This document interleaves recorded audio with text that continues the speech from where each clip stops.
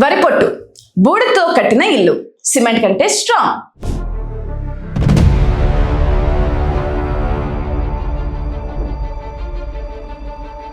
పంట చేతికొచ్చాక పొలాల్లో మిగిలిపోయే వరి పొట్టు, చెరుకు పిప్పిని రైతులు ఏం చేస్తారు? సాధారణంగా తగలబెట్టేస్తారు. దీనివల్ల వచ్చే పొగతో వాతావరణ కాలుష్యం, ఇది మన రోజు వార్తల్లో చూసేదే. కానీ అదే వ్యర్థాలతో మీరు నివసించే 3 అంతస్తుల భవనాన్ని ఎంతో దృఢంగా నిర్మించవచ్చని ఎవరైనా చెబితే మీరు నవ్వుతారా?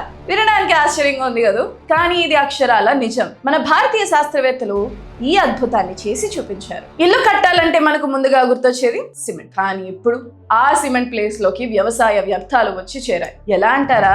ఇక్కడే ఉంది అసలు మ్యాజిక్. సైంటిస్టులు వరి పొట్టు, చెరుకు వ్యర్థాలను ఒక ప్రత్యేకమైన థర్మో కెమికల్ ప్రక్రియ ద్వారా శుద్ధి చేశారు. అలా శుద్ధి చేయగా వచ్చిన బూడిదను చూసి వాళ్ళే ఆశ్చర్యపోయారు. ఎందుకంటే ఆ బూడిదలో సిలికా అనే కెమికల్ పుష్కలంగా ఉంది. ఈ సిలికాకి ఉన్న సూపర్ పవర్ ఏంటో తెలుసా?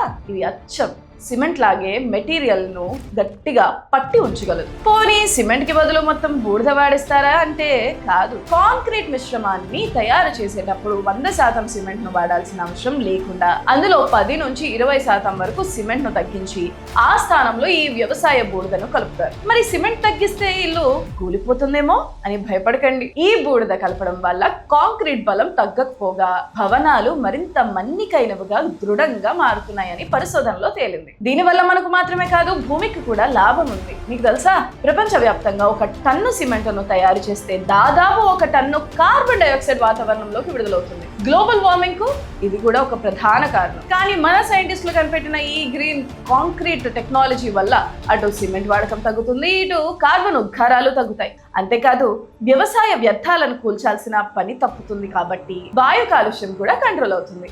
నిర్మాణ ఖర్చు తగ్గిస్తూ పర్యావరణాన్ని కాపాడుతున్న మన భారతీయ శాస్త్రవేత్తల ఆలోచన నిజంగా గ్రేట్ కదా. ఒక సమస్యకు పరిష్కారం వెతుకుతూ ఇంకో కొత్త టెక్నాలజీని సృష్టించారు.